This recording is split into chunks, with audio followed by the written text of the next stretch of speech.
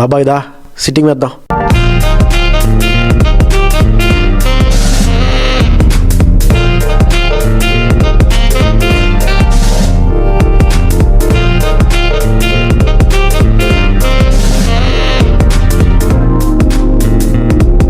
This is Vizag Fun Talks.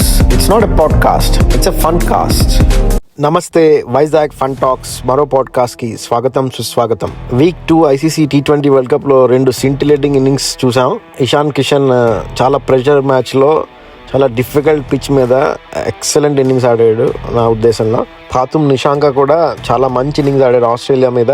కొన్ని fancy shots ఉన్నా ఇషాన్ కిషన్ అంత బాగాలేకపోయినా ఎఫెక్టివ్గా ఆడాడు ఇన్నింగ్స్. మొత్తానికి సర్ప్రైజ్ థింగ్ ఏంటంటే ఆస్ట్రేలియా ఎలిమినేట్ అవ్వడం, శ్రీలంక చాలా బాగా ఆడడం, మళ్ళీ అంత బాగా ఆడిన శ్రీలంకని జింబాబ్వే ఓడించడం, ఇది సర్ప్రైజ్. ఆ గ్రూప్ చాలా సర్ప్రైజింగ్ రిజల్ట్ ఇచ్చింది. యాక్చువల్గా జింబాబ్వే కాంబినేషన్ చాలా బాగుంది. 2 లెగ్ స్పిన్నర్స్ ఉన్నారు ఆ గ్రౌండ్స్ కి, మంచి హిట్టర్స్ ఉన్నారు, రైన్ బర్ల్ అని, సికందర్ రజా అని. చాలా బాగుంది. నేను ఎక్స్పెక్ట్ చేయలేదు జింబాబ్వే అంత బాగా ఆడతారని, కానీ చాలా బాగా ఆడుతున్నారు.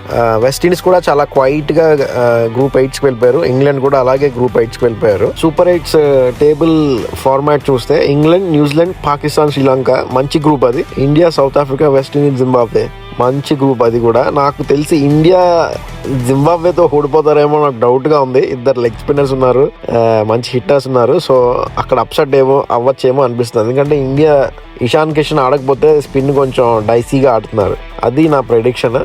మిగతా అన్ని టఫ్ గా అవ్వచ్చు. ఈ ఫేవరెట్స్ అయితే Indian team, south African team favourites నాకు.